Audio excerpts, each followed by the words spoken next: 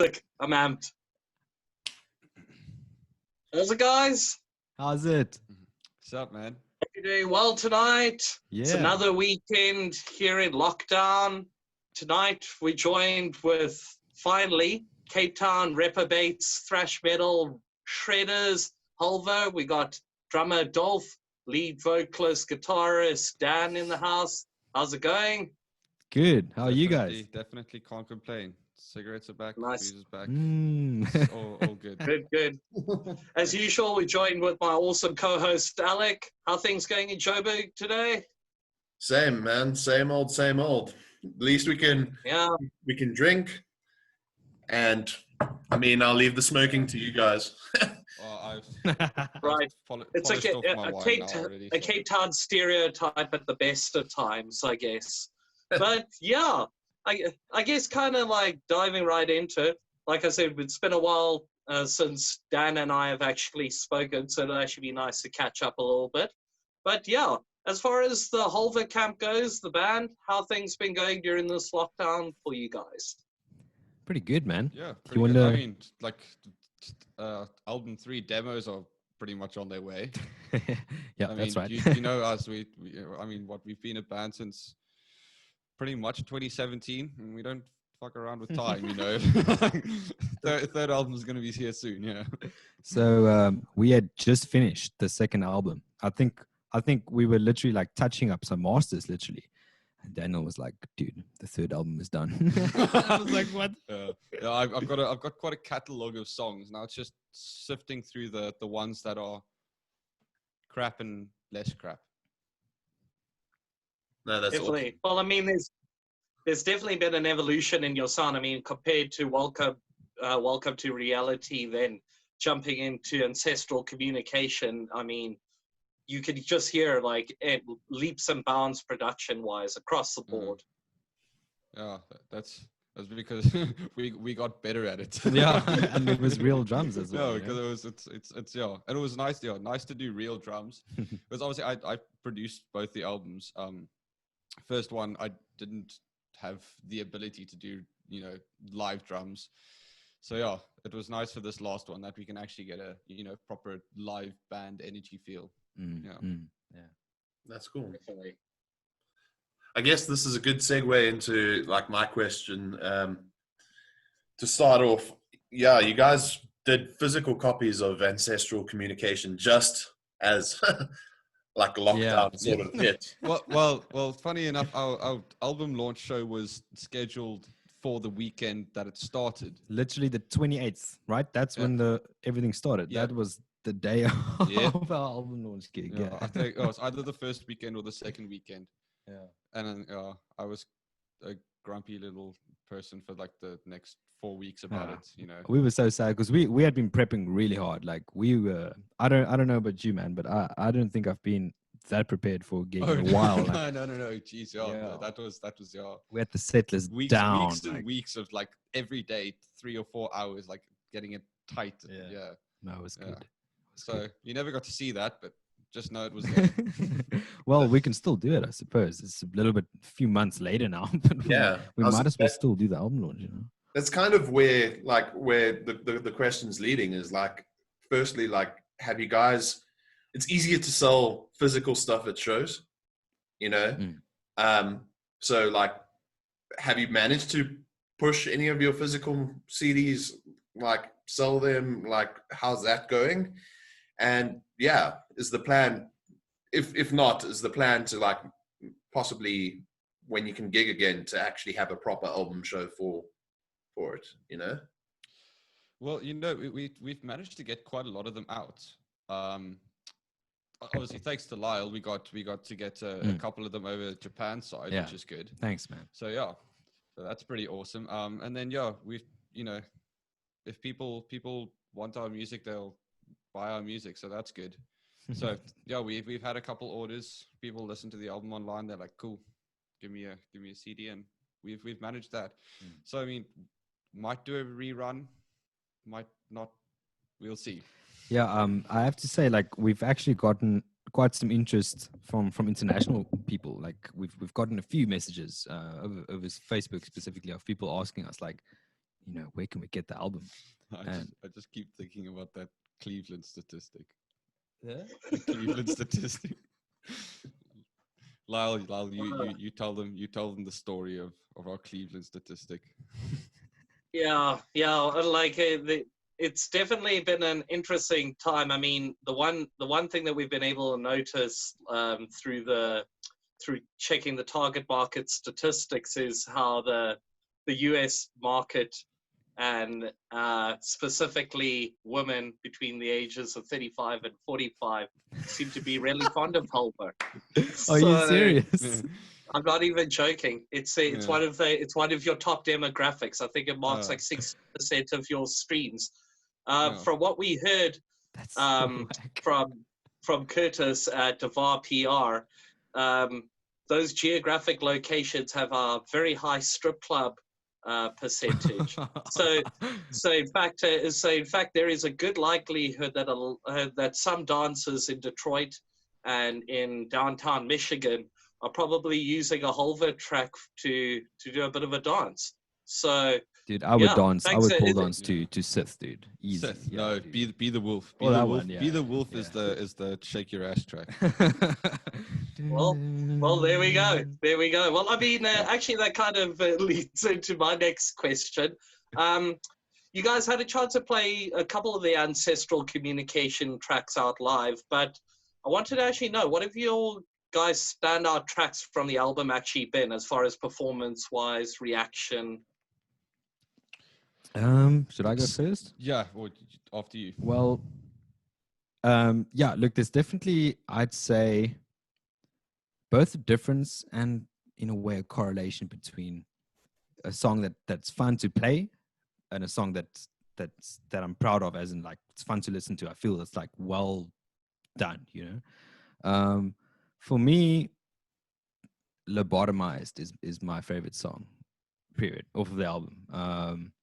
Just because of how it's written, and I feel it's got a lot of energy. Like, there's some riffs when they're kicking, I just want to fucking throw everything over in my room.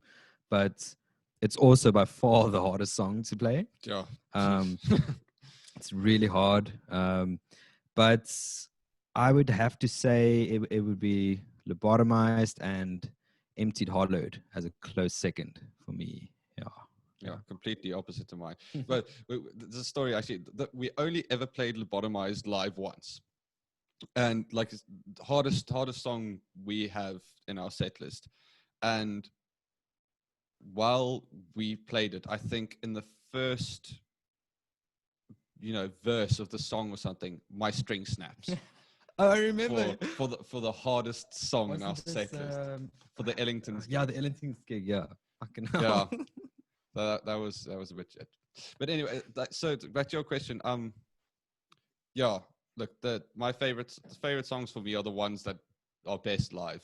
And Be the Wolf, because we always do a Wall of Death. Yeah. With Be the Wolf, and that it's awesome.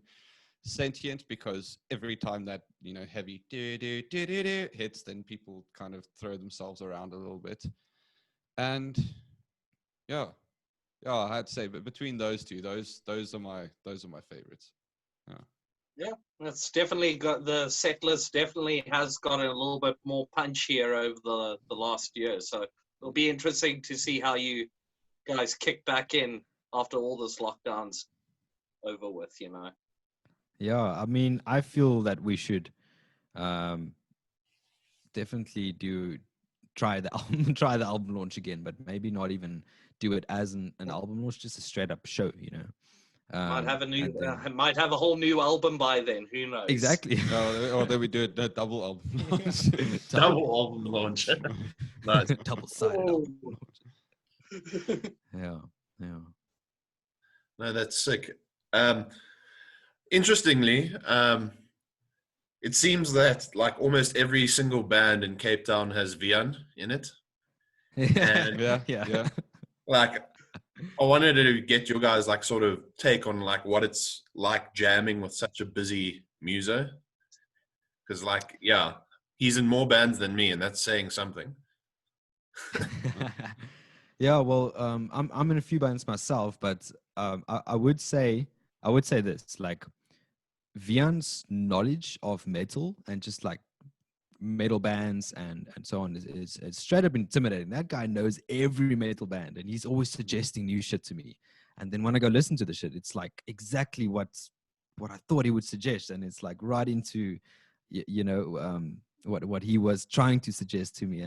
And so I've how many bands does he play in? He plays in Imperial. Does he still play in Bloodbath? Yeah, still Bloodbath. Yeah. Prophets. Prophets, and of course.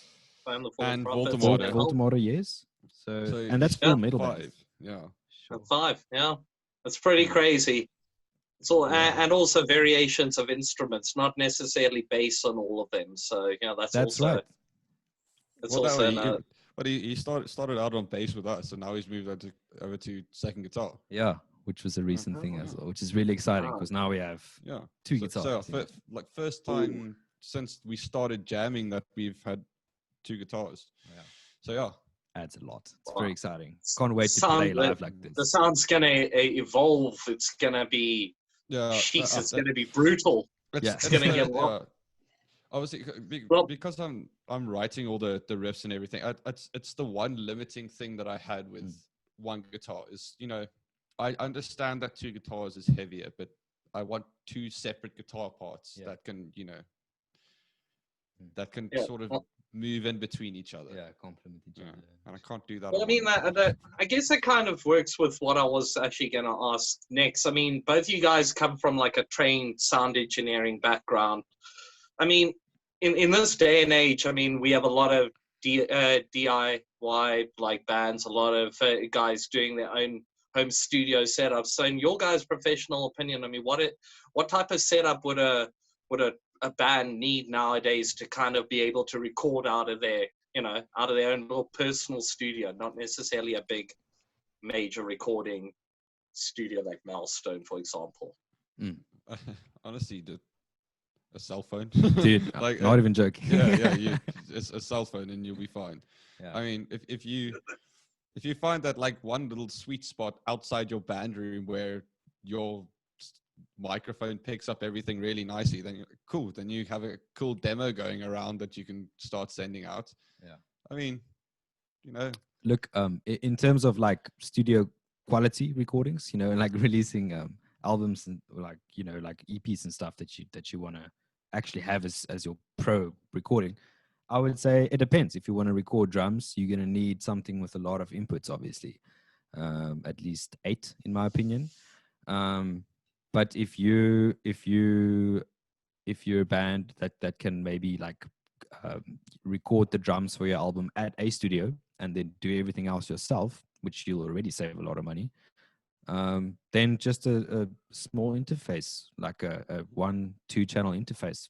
We're using a small interface right now for the call, actually. Yeah, well, that's how we did the whole Ancestral Communication album. Yeah, we just did the drums in a studio and then we tracked on a little 2-channel interface. Yeah.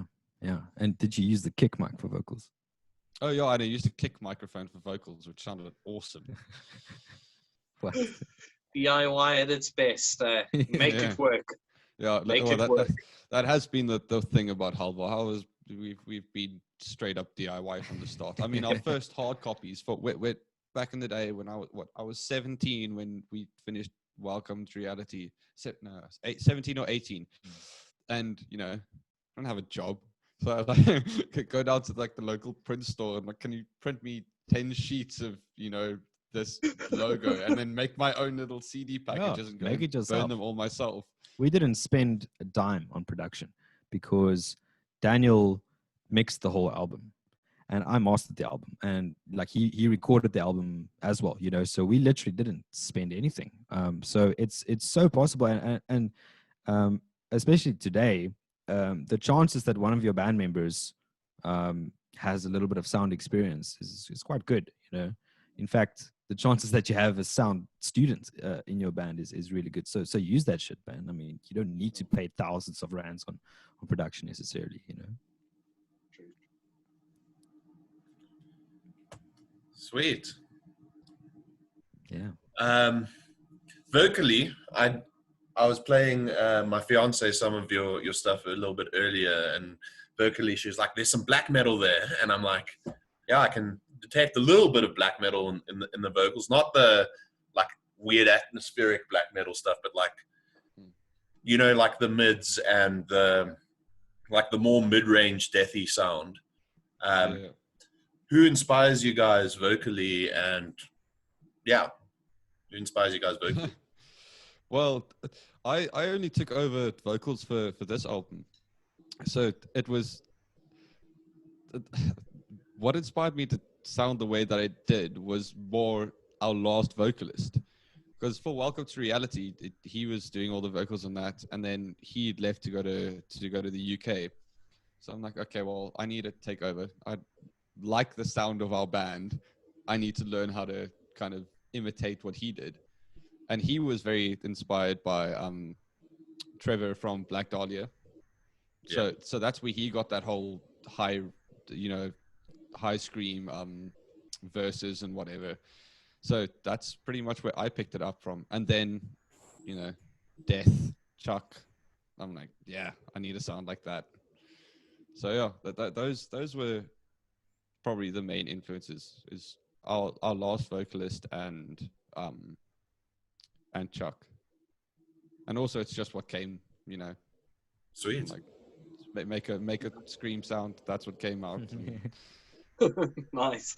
Well, it's definitely working. Working. I mean, I guess maybe this can be more directed towards Rory in terms of drumming. As far as recording in studio versus performing live, what do you think the challenges are usually when it comes to that? Compared, what do you feel is more challenging, the drumming live or in studio session? More challenging between those two. Sure, man. I don't know, honestly. He thinks they're both easy. He kicks ass. So I would probably say studio, just because you're like under the magnifying glass. Like you have to get it perfect. Whereas live, you just need to fucking gooi, you know, which is something I love doing. So, but I struggle to compare the two because the one is very much creatively dominant, I'd almost say, which I'd say is the live performance side of it. And the one is very, for me at least, analytically dominant, you know. I approach it in a very calculated, analytical way, and I just want to get it as perfectly as possible. And for the most part, I would be sitting still, even if I'm playing like the craziest part to me.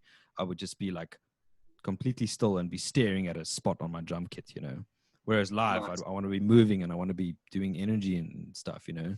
So that's honestly, I'd say if I had to choose, studio is probably harder, just because there's a lot of emphasis on getting it perfect, you know. Or at least I'm very hard on myself in that way. And Daniel is hard on me, quite hard on me too. So. Yeah, I call him some quite nasty words when we're doing drum tracking. Still recovering from that, but it works.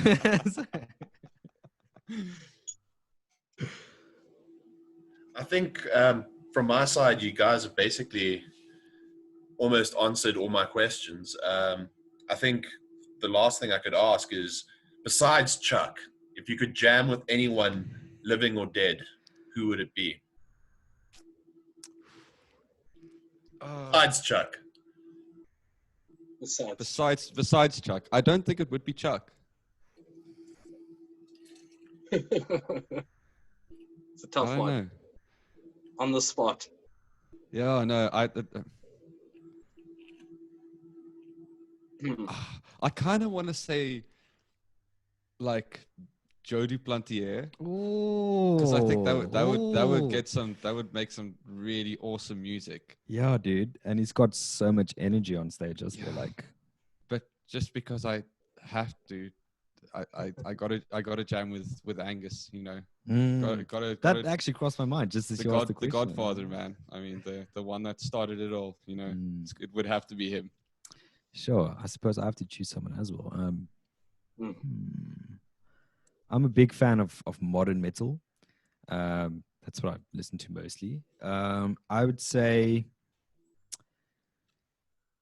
the guitarist from a band called Veil of Maya. One of my favorite bands. I'm a big fan of them. Okay. And I just think he's a fucking amazing guitarist and songwriter, and I just really like his energy on stage. And he has a fucking pink guitar. Come on, that's pretty dope. I love that one Sick. song they do, Yeah. where someone was tuning Periphery online or something, and he was going on like, all right, all I have is just bow around down. So they go and they take this dude's like what, making fun of Periphery and make this cool little riff out of it. Yeah, they put it in the song. Yeah, So it's like, all they have is brown and down. Yeah. Goes. Yeah. Yeah. Well- So yeah, I mean, I'd probably choose him. Obviously, my head is just filled up with drummer names now, but I can't really. I can play guitar, but not like on the level, you know. Dude, I'd have to say, but you and the dudes from Gojira would like.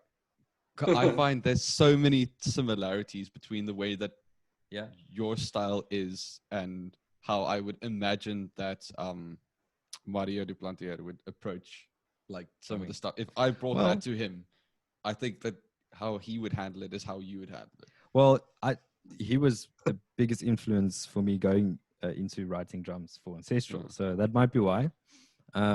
And yeah, man, Nice. Mario likes triplets. I like triplets too, so yeah.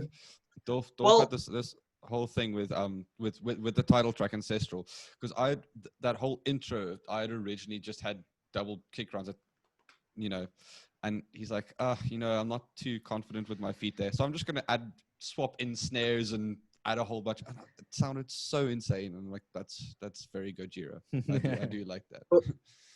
Well, actually, yeah, I wanted to kind of put a little bit of pressure because we actually haven't had the other guys from Abaddon on, but I'd be hard pressed not to actually ask you how that album is coming on.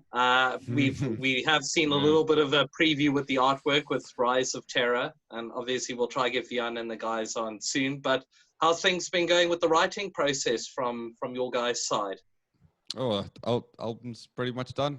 I've mixed everything. Just needs to be mastered, and then then it's pretty much done. Yeah. And I don't know. Since that we released the artwork, I've just been losing my mind at how excited I am about it, because it's a really, really good album. Really, really good. I've heard some of it, and it's really dope. Like, sure. Well, I know we actually are on MMD Black. We're going to be reissuing the Fractured Race in September. So I believe that Rise of Terror should be out by the end of October. So guys, keep staying on touch in social media and all that. And hopefully get a few samples and some videos coming soon also. But sure peeps are very keen on that. I know I am. So, yeah, I guess kind of getting to a point where we're drawing near the end of this chat. I guess, what can we expect from the forthcoming like Halvar album? I mean, again, Dolf, you were saying about how intensive the studio work has been. What type of sound do you think we're going to get this time around? Even bigger notch up from Ancestral? Oh, most definitely. Yeah. No, everything that's been happening.